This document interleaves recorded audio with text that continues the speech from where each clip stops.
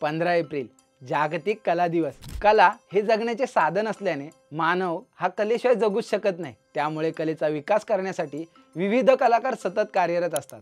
या कलावंतांना प्रोत्साहन देण्यासाठी दरवर्षी 15 एप्रिल या दिवशी जागतिक कला दिन साजरा करण्यात येतो। पण 15 एप्रिल याच दिवशी जागतिक कला दिन का साजरा करतात जाणून घेऊयात आजच्या व्हिडिओमधून। नमस्कार, मी ऋषिकेश आणि तुम्ही पाहतात कलाकार दिनविशेष।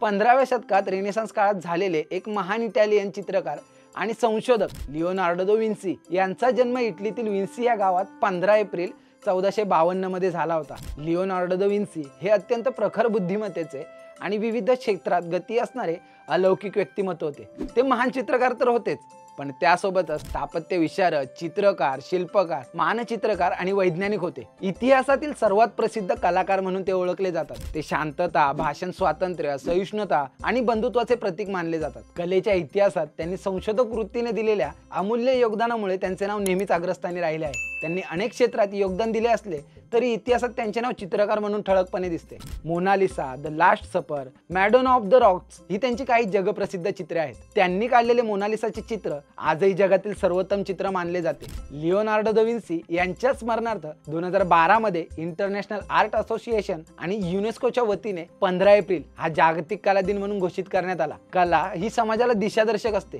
त्यामुळे कलावंतांना समाजात प्रतिष्ठा मिळते।